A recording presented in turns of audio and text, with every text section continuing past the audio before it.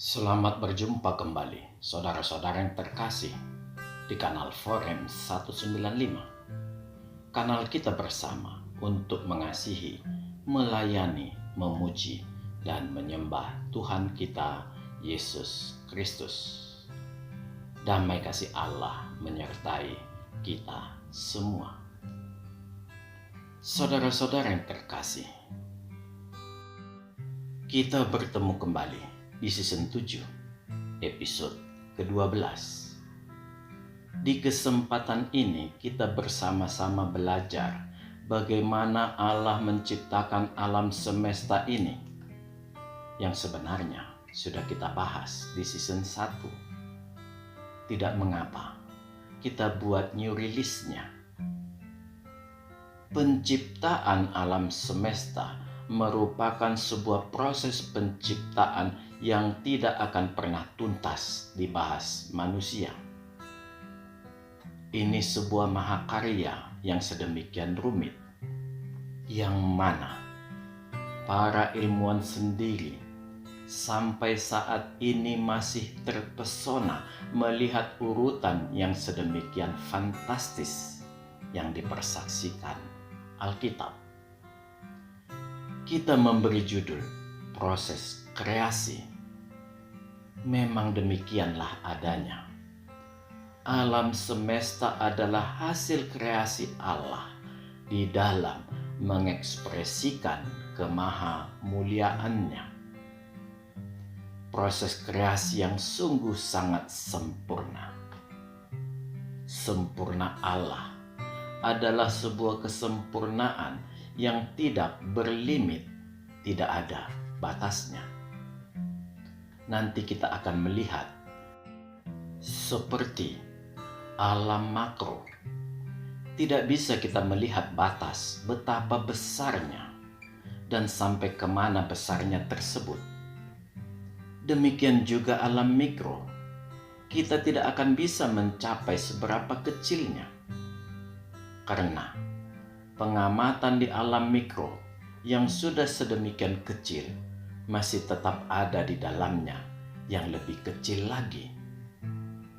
Kalau saya menyebutkan dengan istilah adjacent to, it's very near but not touching to zero.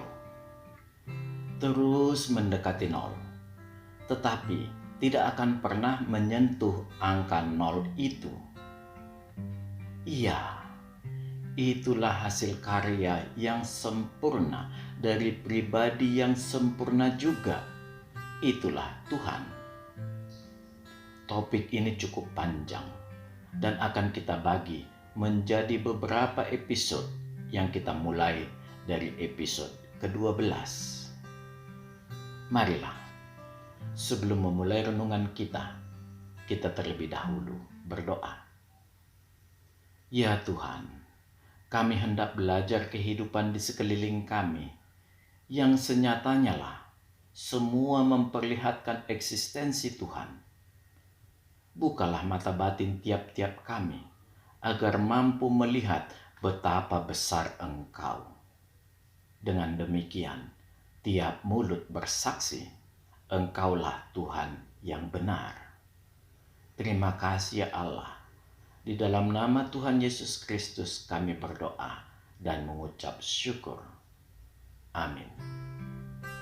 Saudara-saudara yang dikasihi Tuhan, prinsip penciptaan adalah proses kreasi Allah. Selengkapnya bisa kita lihat di kitab Kejadian 1 ayat 1 sampai 31.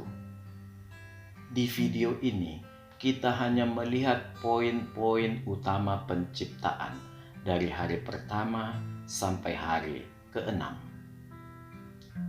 Di hari pertama, Allah menciptakan langit dan bumi. Bumi belum berbentuk dan kosong. Gelap gulita menutupi samudra raya, dan Roh Allah melayang-layang di atas permukaan air. Berfirmanlah Allah, jadilah terang. lalu terang itu jadi. Allah memisahkan terang itu dari gelap. Allah menamai terang itu siang dan gelap itu malam. Jadilah petang dan jadilah pagi. Itulah hari pertama.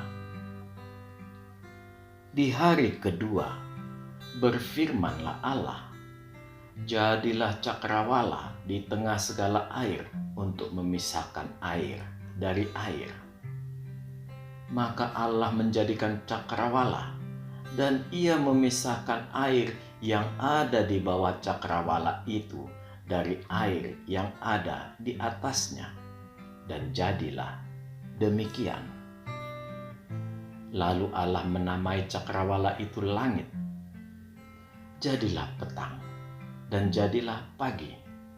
Itulah hari kedua.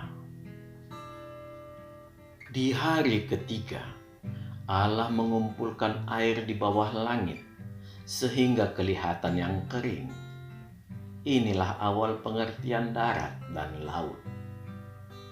Pada hari ketiga ini juga Allah berfirman agar tanah menumbuhkan tunas muda, tumbuhan berbiji, serta pepohonan yang menghasilkan buah berbiji. Di hari keempat, Allah menjadikan matahari, bulan, dan bintang sebagai benda-benda penerang pada cakrawala untuk memisahkan siang dari malam. Inilah awal penetapan waktu, hari, dan tahun. Di hari kelima, Allah menciptakan binatang-binatang laut yang besar dan segala jenis makhluk hidup di air, dan segala jenis burung bersayap. Lalu Allah memberkatinya. Di hari keenam, Allah menjadikan segala jenis makhluk hidup, ternak, dan binatang melata, dan segala jenis binatang liar dari dalam bumi. Pada hari keenam ini juga Allah menciptakan manusia menurut gambarnya, laki-laki dan perempuan, dan Allah memberkati mereka. Sebenarnya, bila kita perhatikan, di hari keenam, Allah tidak hanya menciptakan manusia, Dia juga menjadikan segala jenis makhluk hidup, ternak dan binatang melata, dan segala jenis binatang liar dari dalam bumi. Inilah proses penciptaan dan menjadikan yang dilakukan Allah selama 6 hari. Saudara-saudara yang terkasih, untuk melengkapi pemahaman kita terhadap poin-poin penciptaan yang dilakukan Allah dari hari pertama sampai dengan hari keenam, kita perlu melihatnya lebih rinci. Hal ini perlu kita lakukan karena beberapa orang ahli atau pakar Alkitab sedikit alergi dalam tanda kutip terhadap penemuan-penemuan karya sains berkaitan dengan urutan dan jumlah hari pada penciptaan. Sekali lagi, saya katakan, memang tidak semua pakar Alkitab yang alergi, tetapi ada, bahkan cukup banyak. Mereka terkadang ada yang cukup arogan dengan mengatakan bahwa sains harus tunduk pada Alkitab. Jawaban para pakar Alkitab ini, saya pikir, tidak harus langsung frontal, tetapi tidak boleh juga untuk kompromi. Yang pasti, Alkitab harus mampu menjawab sains. Itu adalah konsekuensi sebuah kitab suci yang diilhami Tuhan dalam penulisannya. Oleh karena itu, saya mengajak saudara semua menelusuri Alkitab dengan lebih sangat seksama lagi, atau memahaminya dengan lebih mendalam. Artinya, sebuah kitab suci harus mampu menjawab sains. Jangan berputar-putar menjawab bila memang bertolak belakang dengan sains. Bila itu terjadi, memang bisa jadi Tuhan yang ada di dalam kitab suci tersebut terlalu banyak ngomong. Dia sebenarnya tidak tahu bagaimana membuat sebuah kitab suci yang harus dipatuhi oleh hukum-hukum di dalam sains. Bila kita mau mengeksplor, meneliti lebih dalam, maka akan terlihat Alkitab mampu menjawab sains tersebut. Satu persatu akan kita lihat. Dan yang lebih dahsyat, para ilmuwan justru cenderung membuktikan teorinya melalui Alkitab. Dan ternyatalah memang teorinya tersebut benar. Saudara-saudara yang terkasih, marilah kita mencoba untuk mendalaminya. Hari pertama, di awal Alkitab dikatakan, pada mulanya Allah menciptakan langit dan bumi. Di dalam pemahaman pribadi saya, inilah awal penciptaan seluruh alam semesta dengan arti sudah lengkap dengan segala unsur dasar penunjang awal. Dalam tanda petik, kehidupan. Baik kehidupan alam semesta di luar angkasa maupun kehidupan di bumi nanti. Jadi, di awal sekali Allah menciptakan segala sesuatu sudah lengkap dan sempurna. Ini diperlihatkan dari ucapan Allah. Semua yang diciptakannya baik adanya. Kesempurnaan itu dapat kita lihat dari mekanisme kerja Tuhan. Allah dalam melakukan sesuatu, Dia memiliki tujuan. Dalam mencapai tujuan tersebut, Dia mengikuti seluruh proses yang ditetapkannya sendiri. Allah membuat ketetapan-ketetapan untuk melakukan tahapan proses. Ketetapan itu Dia buat dan Dia ikuti juga. Inilah sifat Allah yang setia. Dia bagaikan arsitek yang sangat teliti untuk membuat ketetapan. Dia bagaikan engineer yang sangat jujur ketika melakukan tahapan proses penciptaan. Seluruh tahapan proses diikutinya. Seperti itulah Dia menciptakan alam semesta dan seluruh isinya. Marilah kita melihat proses tersebut yang membuka mata para ilmuwan. Saudara-saudara yang terkasih, bumi yang masih belum berbentuk dan permukaannya ditutupi debu-debu dan gas-gas panas yang berasal dari proses penciptaan awal mengalami rotasi yang sangat cepat. Dan dalam skala waktu yang panjang, mulai memperlihatkan wujudnya. Kita bisa membayangkan ketika proses penciptaan di awal, Alkitab bersaksi bumi belum berbentuk. Saya ulangi, sama sekali belum berbentuk. Artinya, semua masih berupa pusaran gas-gas panas, debu-debu penciptaan, dan partikel-partikel besar dan kecil yang turut berputar pada pusaran raksasa. Mungkin diameter pusaran itu jutaan kilometer. Jadi, tidak akan kita temukan ukuran diameter bumi yang sekarang yang berkisar 12 sampai 13.000 kilometer ketika di awal penciptaan.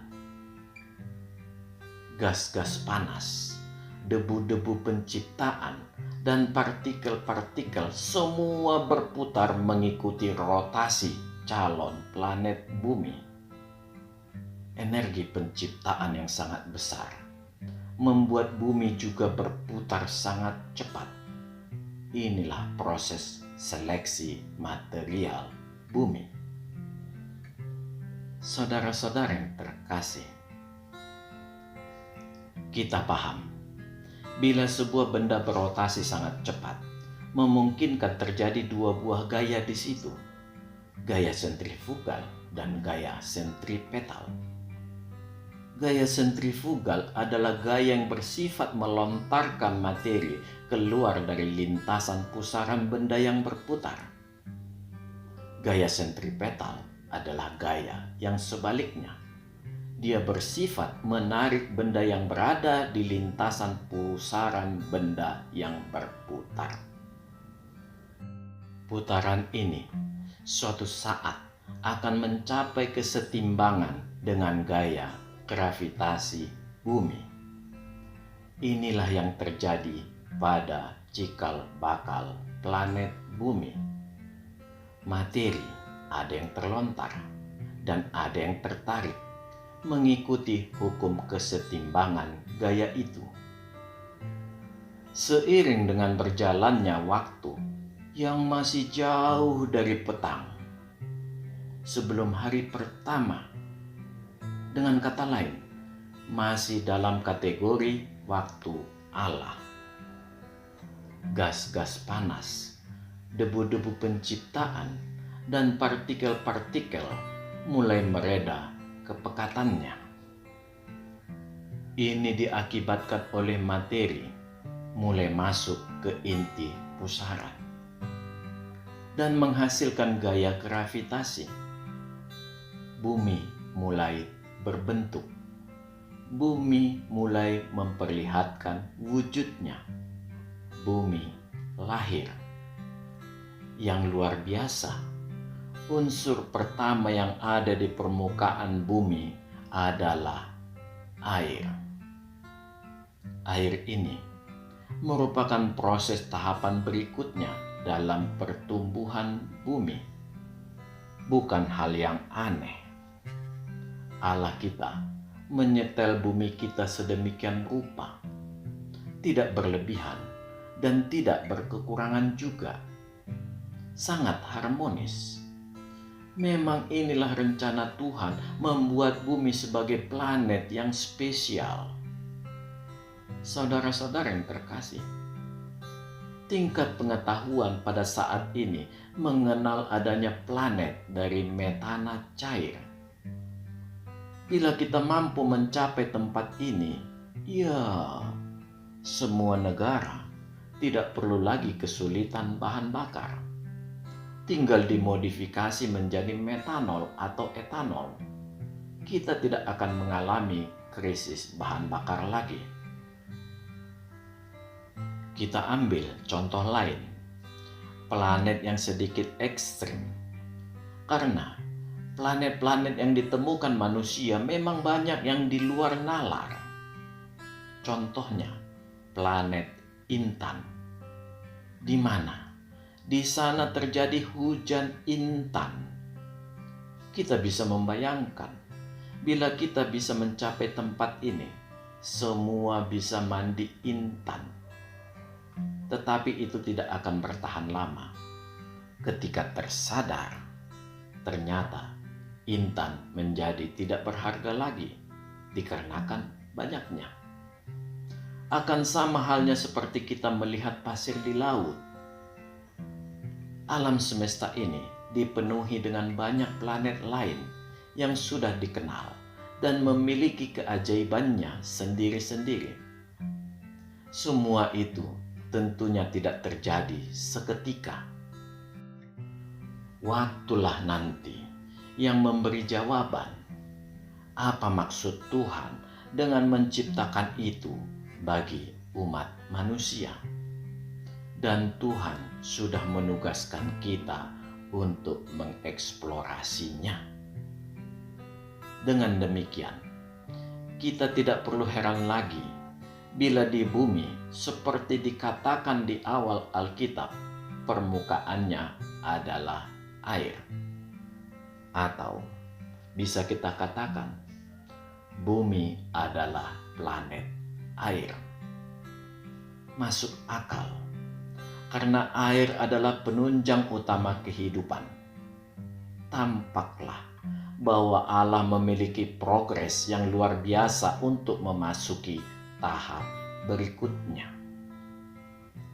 Saudara-saudara yang terkasih, seiring dengan memudarnya gas-gas, debu-debu, dan partikel-partikel, dikarenakan ada yang terlontar dan ada yang masuk ke dalam bumi, maka cahaya benda-benda kosmos mulai langsung menyinari bumi.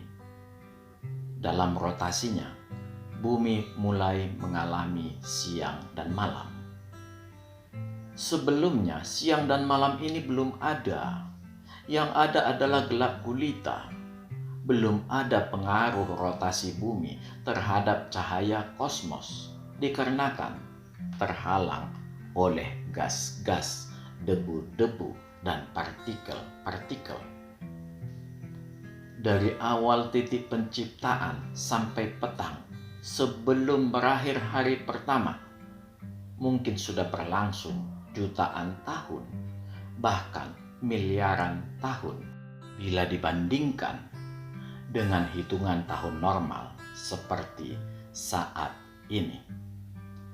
Alkitab memungkinkan waktu ini bisa terjadi. Dan inilah asal muasal bangsa Yahudi menghitung satu hari adalah dari petang ke pagi, sebagai tanda dari satu hari sebelumnya ke hari berikutnya. Pada hari pertama, kedua, dan ketiga, pengertian siang dan malam sebenarnya sudah benar berdasarkan satu rotasi atau satu putaran bumi pada sumbunya sendiri. Dikarenakan diameter bumi sedemikian besar, di hari pertama, waktu yang diperlukan untuk satu rotasi lebih lama dibandingkan hari yang kedua. Demikian juga yang kedua terhadap yang ketiga. Seperti itulah seterusnya sampai akhir hari ke-6. Saudara-saudara yang dikasihi Tuhan, kita mengakhiri pembelajaran kita sampai dengan hari pertama. Kita akan melanjutkan kembali di video kita pada bagian kedua mengenai penciptaan dari hari kedua sampai dengan hari ke-6. Sebelum menutup pembelajaran kita hari ini, marilah kita membaca dari Alkitab apa firman Allah mengenai kedahsyatan alam semesta yang diambil dari Ayub 38 ayat 4-6. Marilah kita membacanya. Di manakah engkau ketika aku meletakkan dasar bumi? Ceritakanlah kalau engkau mempunyai pengertian. Siapakah yang telah menetapkan ukurannya? Bukankah engkau mengetahuinya? Atau siapakah yang telah merentangkan tali pengukur padanya? Atas apakah sendi-sendinya dilantak? Dan siapakah yang memasang batu penjurunya? Demikianlah firman Tuhan.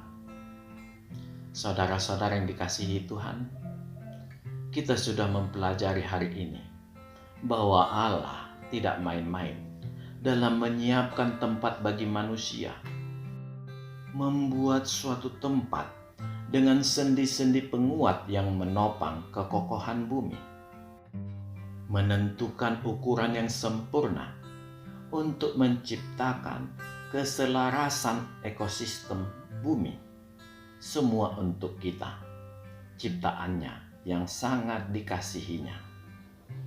Amin. Tuhan memberkati. Marilah kita berdoa. Ya Tuhan, kami sudah melihat betapa besarnya Engkau pada saat menciptakan langit dan bumi ini, ya Allah. semua memperlihatkan betapa maha mulianya Engkau.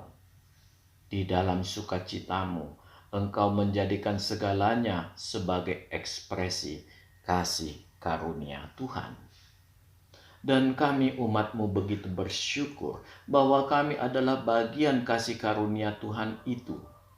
Terima kasih ya Allah. Di dalam nama Tuhan Yesus Kristus kami berdoa dan mengucap syukur. Amin. Tuhan memberkati kita. Marilah kita masuk ke saat teduh sejenak.